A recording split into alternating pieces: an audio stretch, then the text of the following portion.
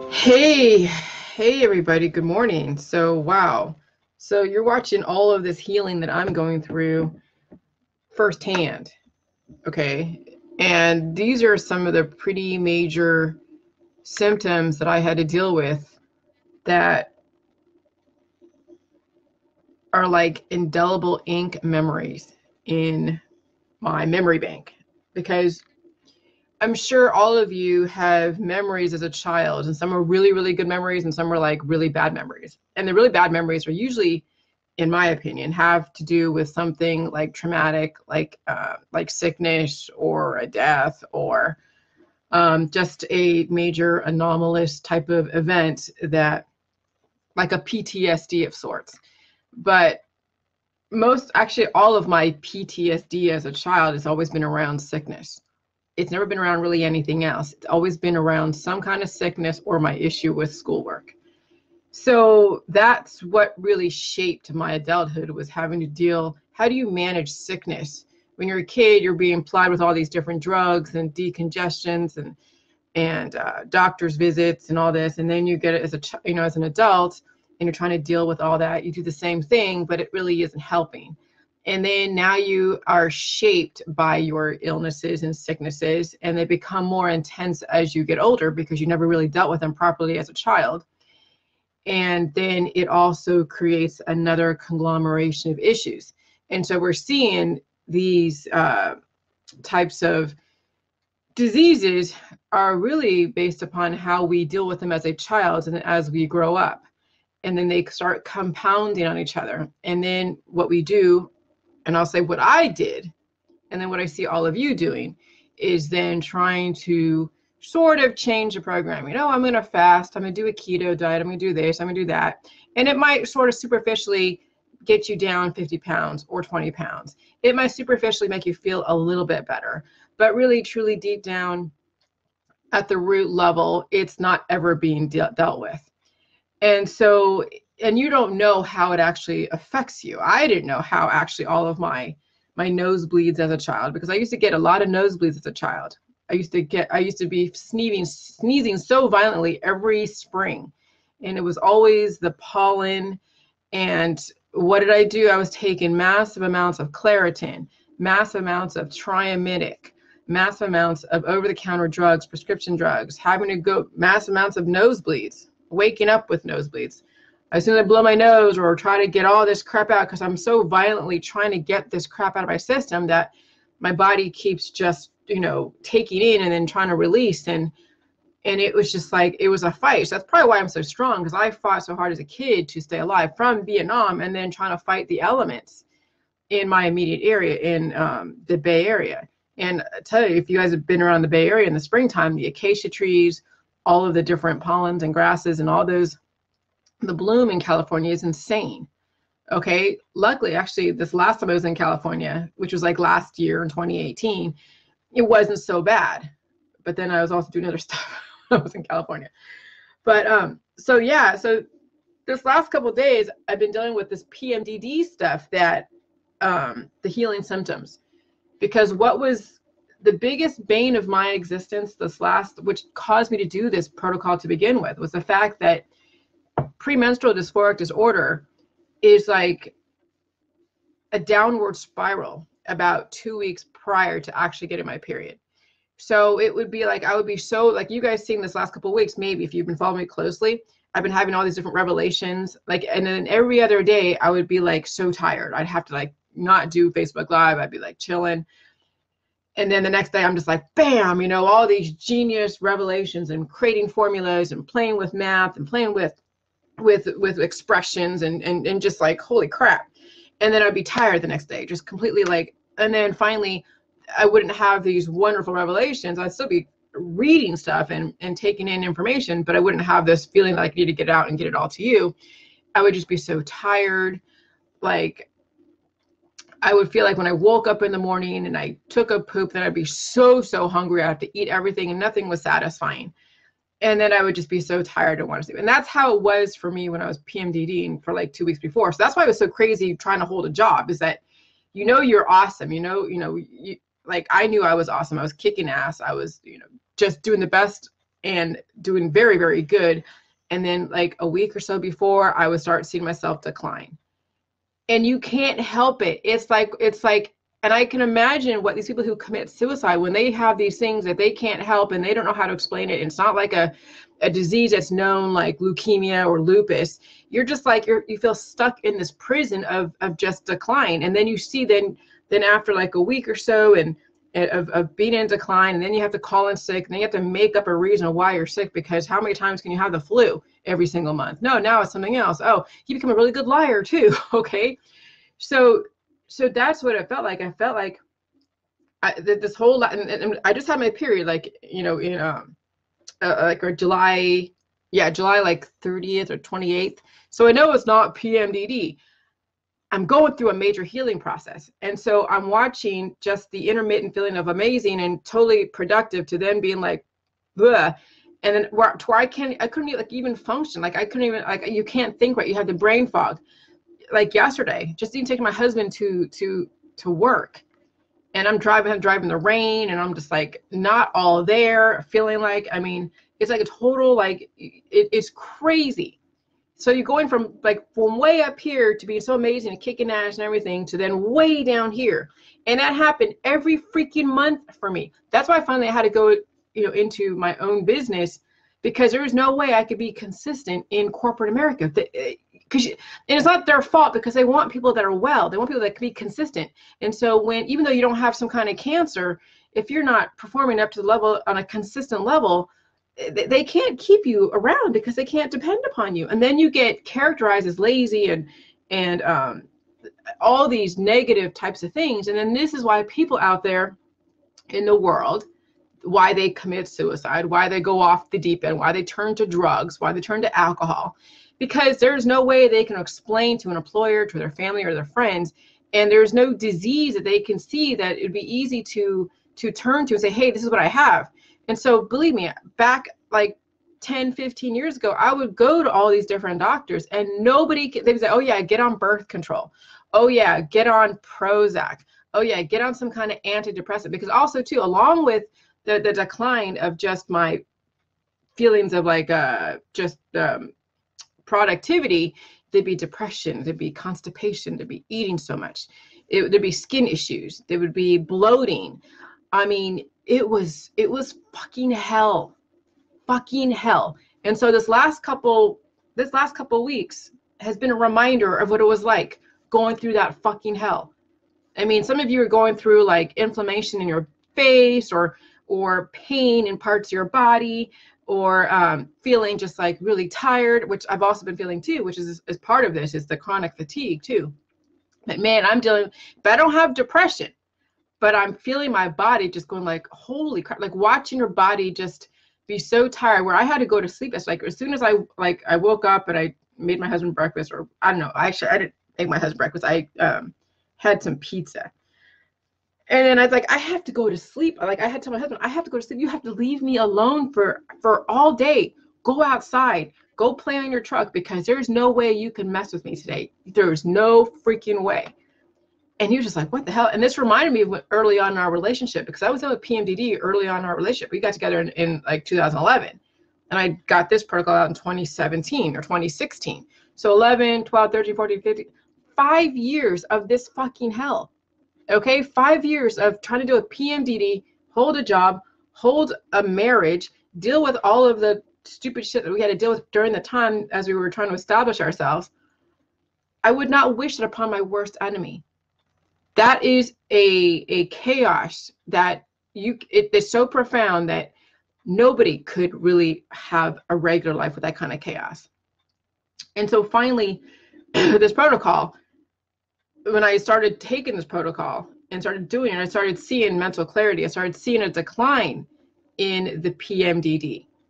And then my body started working with those different symptoms, because really PMDD is a conglomeration of anomalous anomalous messages being sent to different parts of the body. And then it's like this package. PMDD is like a package of fucked up symptoms that don't fit necessarily in all the current diseases of the day. So there's no way I could like file for disability at the time, because unless I went to the doctor, which I did, but they prescribed me the Prozac, And then I would have to be on Prozac for a certain amount of time to then say, okay, that doesn't work. I'm having these issues. And then they put me in, I mean, then by the time that they could potentially allow me to file for disability, even if that was an opportunity, I would have had to have been on so many drug therapies. It would have messed me up to no end. And then there was no way I could think of this protocol. No freaking way. The fact that I did not buy into the drug therapies of Kaiser, the fact that I did not buy into all those things that they were trying to prescribe me or trying to get me to do, where I said, I'm just going to deal with it, because there's no way. I mean, the alternative was nothing at all attractive. So I said, I'll just deal with the ups and downs. I'll be really, really awesome for like 2 weeks or 3 weeks out of the month. And that 1 week out of the month, I'll just be a fucked up, oh my God, crawl out of the hole type of person. And that's what it was like. I knew how to get a lot of stuff done in like the 3 weeks before I knew my body was going to go in decline. And that's been my life for many, many, many years. And I know, and I joined some PMDD groups, and they're all dealing with the same stuff. It's just like, now I think there is where you can, there's drug therapies, yes, but you can, I guess, file for some kind of disability or something, because there's no way you can really hold a job, because you can't be consistent. And it's not your fault. You just can't be consistent. So now we have these troubled youth out there that have probably the same issues, but even worse. And there is no kind of like famous or acceptable disease. Like, I have friends and family that have like lupus and have like endometriosis and have cancer and have fibromyalgia, and they could all go in and file for disability. But oh no, I'm performing at my best for 2 or 3 weeks out of the world, at a time, and then 1 week I'm fucked up. I can't file for disability. So you're lost. I almost wish I had cancer back at the time, because at least I had something that I could tell people, because they're thinking like, oh yeah, Jillian's crazy, she's bipolar, she's lazy, she's this, she's that. And that's why I've gone away from my family too, because they couldn't understand this. They all have their famous diseases that everybody accepts. Yeah, they have diagnosable diseases. Oh no, I didn't have a diagnosable disease, so now I'm lazy, I'm troubled, I'm bipolar, I'm all this stuff, and oh, she won't go see a doctor. Oh yes, I have, but I'm not gonna get on drug therapy. So guess what? I had to move away from my family because they didn't understand, and they wouldn't, and they're stuck with their diseases, and they're happy with it. And here I am trying to solve my issues, and they think I'm the crazy one. Well, hey, whatever. I am very happy I didn't go down the road that they went down with all of their disease. I'm so fucking happy, because I wouldn't have figured out this protocol if I was under a freaking haze of drugs and alcohol and all that stuff. I was not going to go down there, or just being oblivious. Oh yeah, ignorance is bliss. We'll just pretend that this shit doesn't exist, and we'll just live our life as if, you're the one that's crazy and we're not. We're the normal ones. Oh no, Jillian was like the abnormal one, the one that was a black sheep, the one that oh God. So anyways, I'll say I'm venting a little bit, because this healing symptoms reminded me of the fucking hell I went through. The fucking hell I went through for fucking so many years. And so I can see why now you can characterize these kids that are doing these stupid things out there with all these different shootings as like mind control assassins for the Second Amendment and all this other stuff. But there is a segment of our society that have children and adults who don't have anywhere to turn. The drug industry doesn't have the drugs to help them get back everything what they need, to maintain normally. Their friends and family don't give a shit, because they're doing fine. I mean, hey, I was almost wish I could be really obese and then still go to work every day. I mean, I'm like, how do people that are obese and have all these different health issues, but they're able to still go to work every day and be awesome? I wish I had that I had the obesity or something, to where, even though that was my little issue, but at least I can go to work every day and perform and make my money and all that stuff. That's what I almost wish. But so it's just, oh my God. So anyways, so this is really, I mean, this last couple of weeks has been such a reminder. And then I got a nosebleed this morning. Okay, so having a nosebleed this morning, having to feel like, I just needed to sleep. And I've been sleeping a lot this last couple of weeks, a whole lot. Okay. And obviously I need it.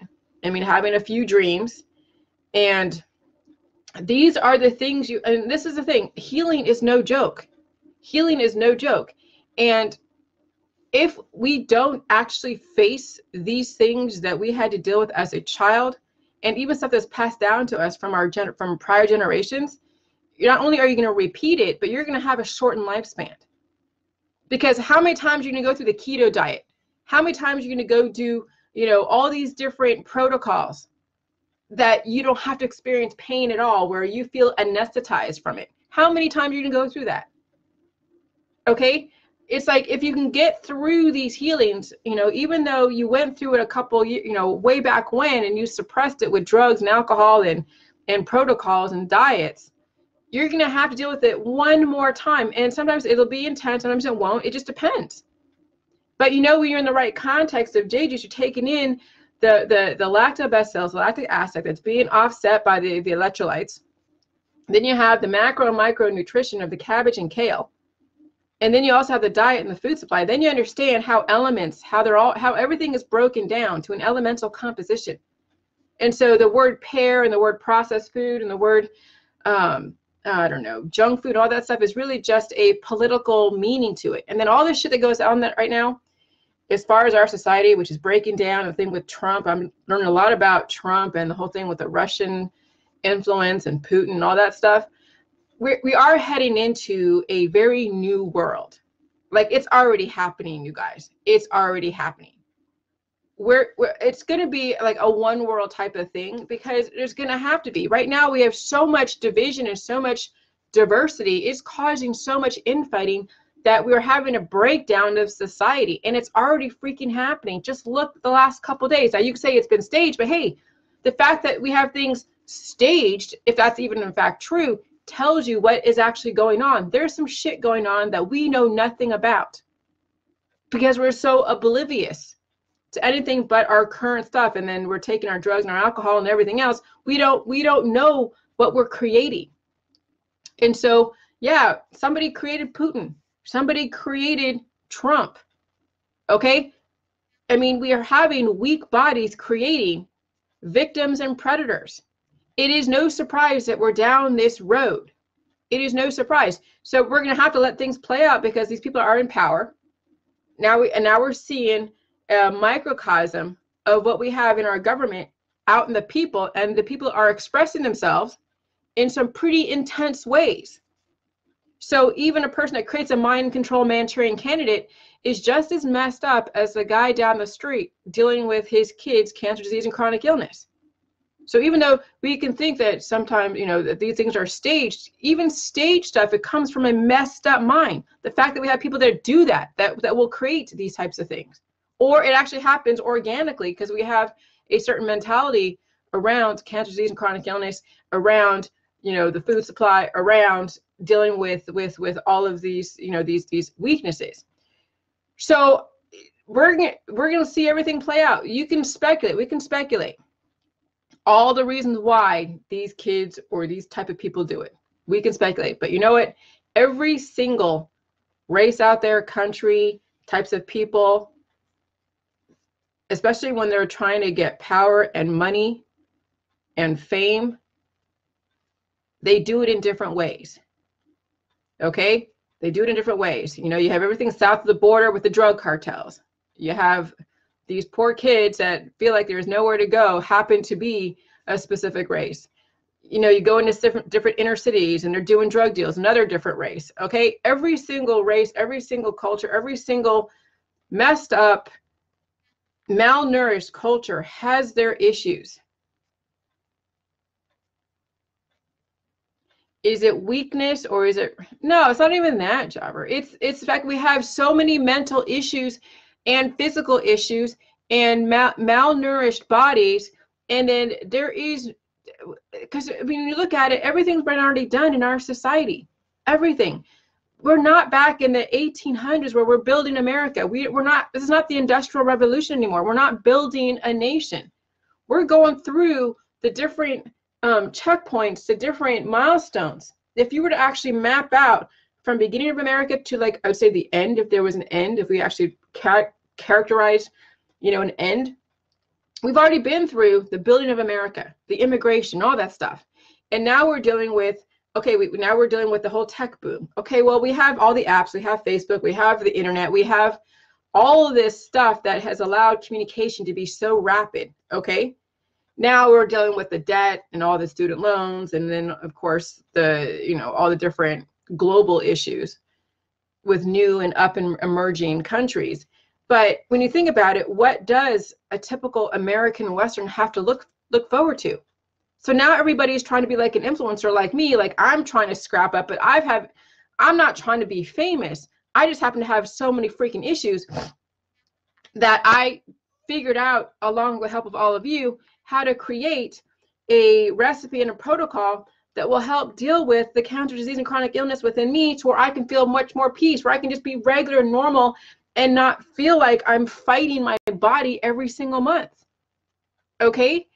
And so that's how come I came up to be, and then I went on Dr. Phil, so there's a little tiny bit of fame there. But there's these kids out there that, I mean, yeah, they'll go to college, and what do they do? Yeah, they'll go, and then they'll have to go and compete for the world for a job. They better know another language, because there's China, there's India, there's, other parts like Russia. Russia's already up and coming. I'm watching videos on Russia, and Putin's bringing back, a lot of the old traditions, the Cossacks, their army. They're going to be another world. They're going to be another world power again. Okay. And Trump, yes, he's trying to emulate in a lot of ways, because, even, I mean, I'm not trying to be political here, but I mean, communism is a unification of a country. It's nationalism. Communism is nationalism. And you don't want division with communism, because it then weakens the fabric. It weakens the strength of a society when you have so much infighting. And right now we're seeing America, we're all fighting each other. And then somebody's saying, oh, well, it could be Putin and the KGB coming in and planting seeds to create this division. And then this thing with the Hillary, with the emails with the Hillary stuff, and then the thing with Trump. Okay, so you're seeing some pretty interesting things play out. And then we're all so messed up with cancer, disease, and chronic illness, we don't even see what's right in front of our eyes. The fact that we are infighting so much. Who's created that? Because I'll tell you what, when you go to any family, there's always an instigator in every family. Every single family has an instigator. Somebody stirring the pot.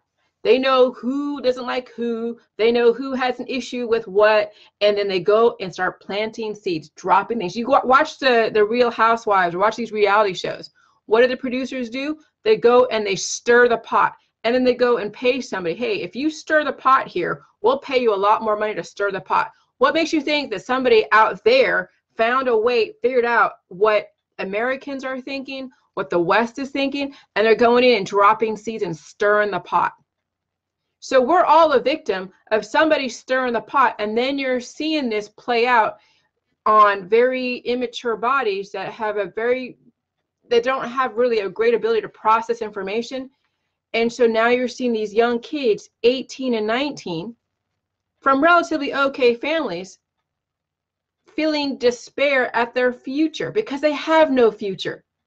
I mean, they have a future, but in their mind, with all of their cancer, disease, and chronic illness and mental illness, and they're seeing all this shit being stirred out there through all these different groups and splintering off to different factions, they're seeing despair. So what do? They go and act out their desperation. Okay, and that's what you're seeing. So that's why I'm saying, you guys, get off the activism. I'm telling you, it's contributing to all of the bullshit, the people stirring the pot. There are a lot of people that stir the pot. Even with the J juice, those pot stirrers, those shit disturbers are no different than the Putins or the KGB or those type of people going in and trying to stir the pot to create more division. That's what the debunkers and the trolls do out there. Every single troll that goes in and tries to say, oh yeah, this person did this person did that, demonize this and demonize that, they are trying to create division to weaken not only you, but weaken society. They're the ones that actually contribute to the fall of society, because they're taking their desperation or feelings of like whatever, and their cause, obviously it's a cancer, because it's something that's inside of them that they have to project. But on a more of a global level, okay, they may not know they're doing exactly the same thing that those that are meaning to go and stir the pot do. So that's what some of these shit disturbers do, that have actually like an actual intention. They find the weak people in society and they feed them this information, and then people take off with it and they start the division process. I could say the flat earth could be one of those things. Why even worry about flat earth? Why does that even matter? Why would that even be an argument? Unless, of course, the whole point is to create division. Oh, the government's horrible. See, if you think the government's horrible, you could be a victim of the KGB trying to unravel our society here. You could be a victim of somebody else's shit disturbing. You realize that when you turn against your neighbor, you turn against your family member, you turn against your own government, you turn against anyone that really you need to really be aligned with, that's somebody else pulling the strings, basically controlling your emotions, finding the weak points, finding the triggers, and they're plucking you like a freaking violin. So the whole point of J-Juice is you're getting off that freaking train. Some of you will stay on that train. And I feel bad for those of you that stay on that train, because you're going down not only a death trajectory, because yeah, you're not going to be doing the J-Juice or be doing anything to really help yourself, but then you're contributing to the whole demise and the decline of your nation, because you're basically a weak point in the American system. Okay, and so yeah, maybe Trump is somehow a little responsible for the division of how he words things. Okay, potentially, but he comes from, thank you, Javette, but he comes from a family that has issues. Okay, people in high levels of government are aging. They're also subject to their predecessors, cancer, disease, chronic illness, mental illness, greed, and all this other stuff. Okay, and then we have people in our society that have the same experiences, but on a much lower level as far as financially. No, they don't have millions and billions of dollars like Trump does, but they're still dealing with the same issues of cancer, disease, chronic illness, despair, and then greed. Okay, so I've been watching all these videos about Putin. I'm like, I hear all this stuff about Russia, and I'm like, what is the thing with the Russian stuff? And then I'm looking at these videos on Putin and then what he's doing as far as his nation. And then when Boris Yeltsin gave him the reins for a bit, and then how he treated Clinton when Clinton came out there, and then now then you're seeing Trump is trying to hang out with Putin, and you're seeing Trump trying to align himself, or at least make friendly North Korea. And I'm not saying he has anything nefarious, but I think that even though North Korea isn't exactly an example of a communist country doing well, because he's sacrificing probably 80 or 90% of his country for that few that are making lots of money and living well. But I'm thinking he wants to have some kind of unification of America.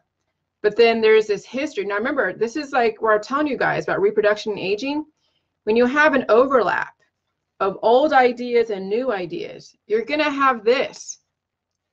So I have no idea if having the borders and the wall is contributing to the new world, or not having the borders and not worrying about immigration the way we are, is that contributing to the new world?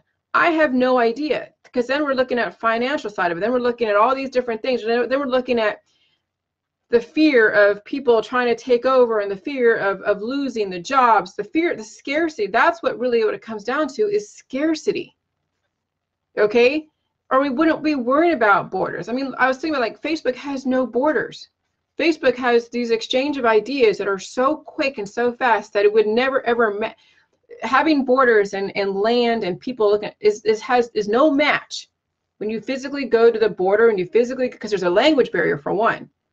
So you don't have an ease of language back and forth between America and Mexico unless you happen to be bilingual. So then you have the internet, which is like, okay, there's no borders, there's an exchange of ideas, but also too, it's a place for manipulation. So much manipulation, it's insane. And then with that manipulation, it gets acted out in the population. And so there was another show or on YouTube, Frontline, where Facebook has to kind of look at what it is they're creating too, because not only do we have great information being passed around back and forth, but we also have major manipulations that get passed around back and forth, and a lot of propaganda, a lot of pot stirring going on. And so when you deal with a weak population who just has no discernment between truth and fiction. Now you have these people who have this crazy idea that they need to go and mow down other people. Okay? And so I can see why they would want to censor things. Okay? Censorship is not because they're trying to control you and control the information, like, oh, they're trying to hide something from you, because we have very weak people who are mentally ill, who are in despair of their future, afraid for their own future.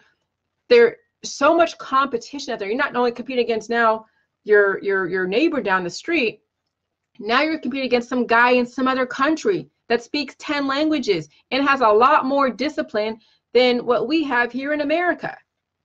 Yeah, we're going to see a lot more of this stuff. You guys, this is a sign of the times. Get used to it until we start. And I don't even know what I see. I don't even know. And you're just going to have to watch this and just take care of yourself and your family.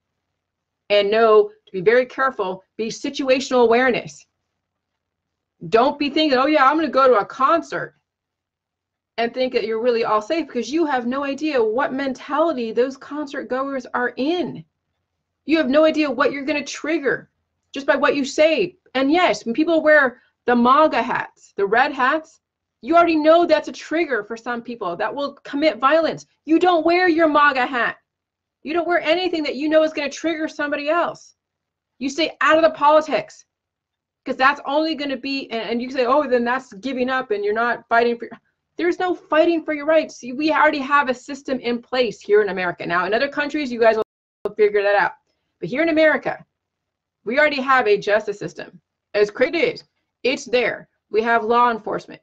We have agencies. Here in Canton, Ohio, it's pretty relatively peaceful in Canton, Ohio. Now, yeah, okay, so go to Cleveland. It's a little bit more crazy in Cleveland and definitely in Chicago. But then if you're in those crazy areas, then you move out. And if you can't afford to move out, then find a way. There's always a way to get out of your surroundings in some way, so you can be in a more peaceful area. Okay? So this is where it's like the activism is predicated. Activism is predicated on getting people stirred up and then committing crimes against each other. We have mental illness all over the world, all over our society. There's mothers doing infanticide. There's people committing crimes against. You protect your children. You protect yourself. You give information to, and the thing with this J juice, you're going to deal with shit from the past.